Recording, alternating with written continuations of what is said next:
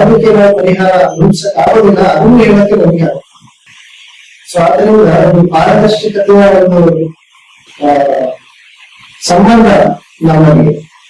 ಅದೇ ರೀತಿ ನಮ್ಮ ಪತ್ರಕರ್ತರ ಮಿತ್ರರು ಕೂಡ ಅನೇಕ ಸಂದರ್ಭದಲ್ಲಿ ನಾವು ಚರ್ಚೆ ಮಾಡುವಾಗ ಬಹಳಷ್ಟು ಬೇಡಿಕೆಗಳು ಅಥವಾ ಅವರ ಸಂಘದ ಅಭಿಲಾಷೆಗಳು, ಅವ್ರಿಗೇನೆಲ್ಲ ಕನಸುಗಳಿದೆ ಅದನ್ನ ಮಾತಾಡಿದ.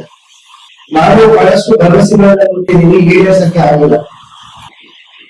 ಭರವಸೆಗಳ ಮೇಲೆ ಕೊಡಬಾರ್ದು ಅಂತ ಅಂದ್ಕೊಂಡಿದ್ದೀನಿ. ಯಾಕಂದ್ರೆ ಎಷ್ಟು ಕೊಟ್ಟಿದ್ದೀನಿ ಭರವಸೆ ಅಷ್ಟು ಈಡೇರಿಸಿದ್ರೆ ಸಾಕು. ನಾನು ಈಗ ಪತ್ರಕರ್ತರಿಗೋಸ್ಕರ ಒಂದು ಭವನದ ಬಗ್ಗೆ ತಾವು ಹೇಳ್ತಾ ಇದ್ದೀವಿ, ನಿಜವಾಗ್ಲೂ ಬೇಕು. ಅನೇಕ ಜಿಲ್ಲೆಗಳಲ್ಲಿ ಒಳ್ಳೆ ಒಳ್ಳೆಯ ಭವನಗಳಿವೆ. ಇಂಥ ರಜಾ ದಿವಸಗಳಲ್ಲಿ ತಾವು ಬಂದು ಒಂದು ಕಡೆ ಕೂತು ಚರ್ಚೆ ಮಾಡಿ ಅಳವಡಿಕೆ ಮೂಲಕ ಅದನ್ನ ಜನರಿಗೆ ತಿಳಿಸಕ್ಕೆ ಒಂದು ಒಳ್ಳೆಯ ಭವನ ನಮ್ಮ ಪತ್ರಕರ್ತರಿಗೆ ಗೊತ್ತಿದೆ. ಅಥವಾ ನಮ್ಮ ಸಂಘದಿಂದ ನಾನು ಚರ್ಚೆ ಮಾಡ್ತೀನಿ. ಈಗ ಇರುವ ಯಾವ್ದಾದ್ರು ಒಂದು ಒಳ್ಳೆಯ ಬಿಲ್ಡಿಂಗ್ ಆಗ್ಬೋದು, ಅಥವಾ ಮುಂದಿನ ದಿವಸಗಳಲ್ಲಿ ನೀವು ನಿರ್ಮಾಣ ಮಾಡೋದಕ್ಕೆ ಅದಕ್ಕೆ ನಮ್ಮ ವಾರ್ತಾ ಇಲಾಖೆಯ ಹೆಸರಿನಲ್ಲಿ ಒಂದು ಸ್ಥಳ ಆಗ್ಬೋದು. ಯಾವ್ದಾದ್ರು ಒಂದು ಕೆಲಸವನ್ನ ಅತಿ ಶೀಘ್ರವಾಗಿ ಅದನ್ನ ನಾವು ಮಾಡ್ತೀವಿ.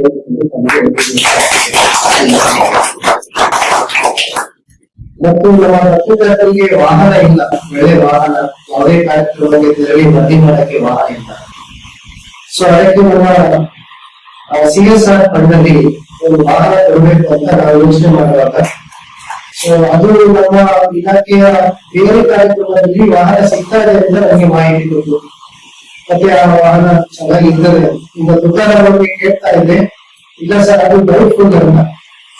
ನಮ್ಮ ಸರ್ಕಾರದಲ್ಲಿ ಬಹಳಷ್ಟು ಡೌಟ್ಫುಲ್ ಕೇಸಸ್ ಇರ್ತದೆ. ಅದಕ್ಕೆ ನಾನು ಹೇಳಿದ್ರೆ ಒಂದೇ ಸಾರಿಗೆ ಇಲ್ಲ, ಅಷ್ಟು ಸಂಶಯಾಸ್ಪದವಾಗಿದ್ರೆ ಬೇಡ, CSR ನಲ್ಲಿ ನಾವು ಮಾಡ್ತೇವೆ. ಈಗಾಗಲೇ ನನ್ನ ಕಡೆಯಿಂದ ಪತ್ರ ಹೋಗಿದೆ, ಆ ಒಂದು ಸಂಸ್ಥೆಗೆ ಪತ್ರ ಹೋಗಿದೆ, ಅದನ್ನ ನಾನು ಬದಲಾಯಿಸೋದಿಲ್ಲ. ಸೊ ಆ CSR ನಲ್ಲಿ ನಮ್ಮ ಪತ್ರಕರ್ತರಿಗೆ ಒಂದು ವಾಹನ ಅದಕ್ಕೂ ಖಂಡಿತವಾಗಿ ಸಿಗುತ್ತೆ. ಆ ಭರವಸೆಯಷ್ಟು ಸಿಗುತ್ತದೆ. ಮತ್ತೆ ನಮ್ಮ ಪತ್ರಕರ್ತರಿಗೆ ಬಹಳಷ್ಟು ಆರೋಗ್ಯಕ್ಕೆ ಸಂಬಂಧಪಟ್ಟಾಗಿ ಅವರ ವೆಲ್ಫೇರ್ಗೆ ಅಂತ ಬಂದಾಗ